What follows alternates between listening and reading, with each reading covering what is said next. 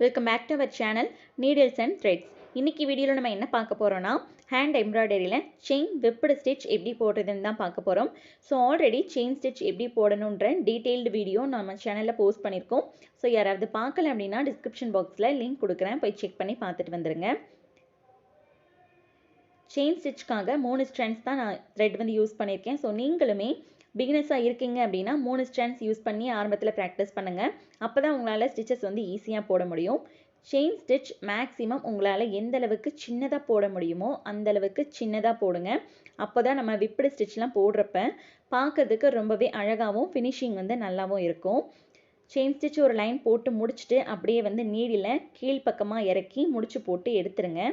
எனக்கு வந்து நீடில இருந்து thread அப்படியே உருவி வந்துச்சு. ஸோ நான் அதனால அப்படியே விட்டுட்டேன். ஜஸ்ட் உங்களுக்கு காட்டணும் அப்படின்றதுக்காக அப்படியே விட்டுட்டேன். இப்போ அடுத்ததான் நீடில த்ரெட்டோட கலரை சேஞ்ச் பண்ணிக்கோங்க. 3 strands தான் யூஸ் பண்ணியிருக்கேன் இதுலையுமே.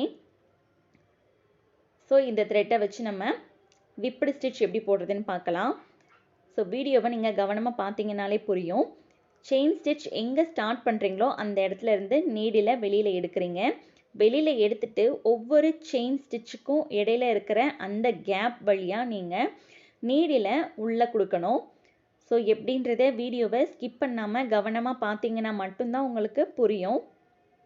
ஒவ்வொரு செயினுக்கும் நடுவில் இந்த மாதிரி இருக்கக்கூடிய கேப்பில் நீடில் உள்ளே விட்டுட்டு வெளியில் எடுத்தீங்கன்னா ஸோ அழகாக வந்து நம்மளுக்கு whipped stitch கிடச்சிரும். நல்லா நோட் பண்ணிக்கோங்க. நீடில் வந்து கிளாத்துக்குள்ளே பஞ்ச் பண்ண வேண்டிய அவசியம் கிடையாது. ஜஸ்ட் நம்ம ஆல்ரெடி போட்டு விட்டுருக்கிற அந்த செயின் ஸ்டிச்சுக்கும் கிளாத்துக்கும் நடுவில் இருக்கக்கூடிய அந்த ஸ்பேஸில் நீடில் நீங்கள் உள்பக்கமாக இந்த மாதிரி கீழேருந்து மேல் பக்கமாக ஒவ்வொரு ஸ்டிச்சாக எடுத்துகிட்டு வந்தீங்கன்னா இந்த மாதிரி நம்மளுக்கு அந்த செயின் ஸ்டிச்சை ரோல் பண்ண மாதிரி இந்த ஸ்டிச் வந்து கிடைக்கும். ஸோ ரொம்பவே நீட்டாக நம்மளால் அழகாக செயின் whipped stitch போட முடியும். ஸோ கவனமாக நோட் பண்ணிக்கோங்க. லாஸ்ட்டாக முடிக்கிறப்ப நீங்கள் நீடில் உள்ளே வந்து கிளாத்தில் பஞ்ச் பண்ணி பேக் சைடு திருப்பி நாட் போட்டு முடிச்சு எடுத்துருங்க. ஓகேங்களா?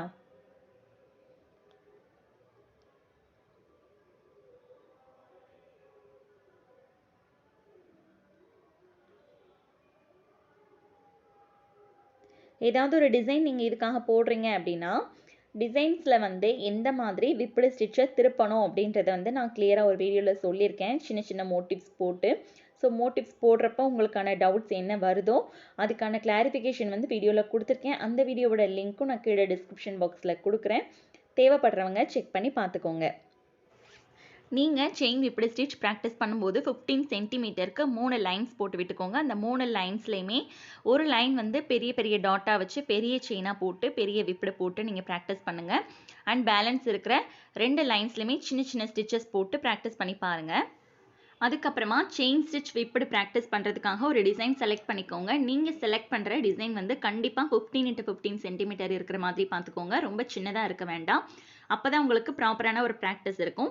நான் ப்ராக்டிஸ் பண்ணும்போது செயின் whipped ஸ்டிச்சுக்காக யூஸ் பண்ண டிசைன் இதுதான்.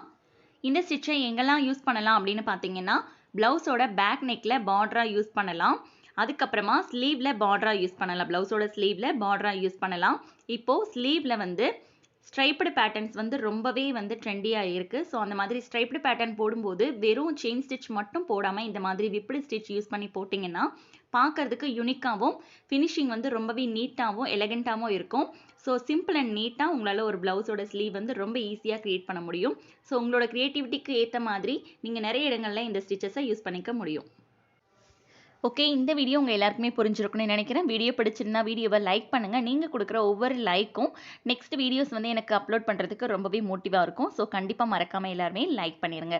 சேனலை சப்ஸ்கிரைப் பண்ணுறதுக்கு மறந்துடாதீங்க. தேங்க்ஸ் ஃபார் வாட்சிங்.